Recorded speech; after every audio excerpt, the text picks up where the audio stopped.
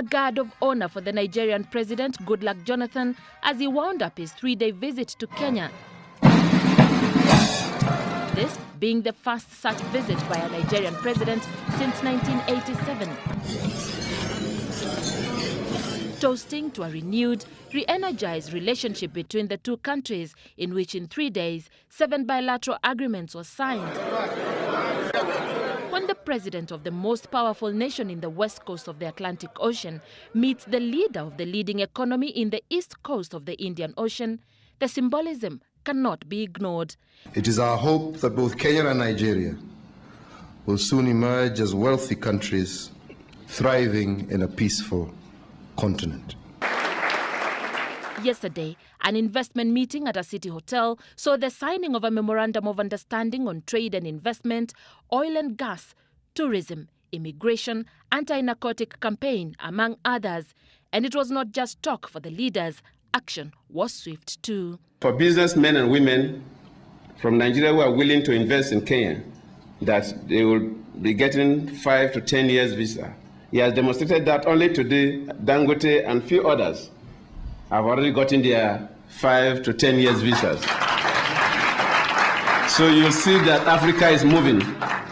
And I've also directed my Minister of Interior that Kenyan businessmen and women who want to come and invest in Nigeria, as long as you have the clearance from the Ministry of Foreign Affairs, that today we should also give you 5 to 10 years visas.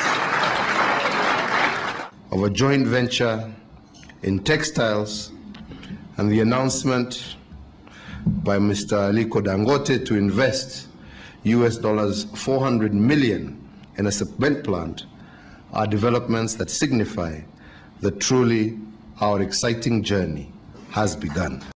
The meeting between the Kenyan president and his Nigerian counterpart is symbolic in many ways.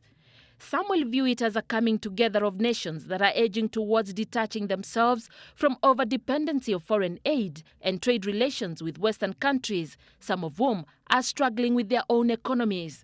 The resources and effort expanded in pacifying and stabilizing our regions creates the environment that our people require to imagine, create, trade, and interact on a profitable scale. And that benefits all of us. In the EU zone, the trade within the EU nations is about 70%. Of course, that shows that they can survive without the rest of the world. If you go to Asia, the trade within the Asian countries is about 50%. That means that they can manage without the rest of the world. But trade between African countries, we are talking about between 10 and 12%. That means that Africa cannot survive one day without the rest of the world. And this must be reversed. But there is a fast-growing middle-class population in Africa, seen as a booming consumer market, attracting investors to tap into the potential of this region. Whether Africa will fully exploit this potential is a discourse that will not go away in the near future. Or perhaps we can bank on the promises by President Uhuru Kenyatta and his Nigerian counterpart who left the country early today that they will keep the continent's gravy train homebound. Or will they? Mawathe, Citizen Weekend.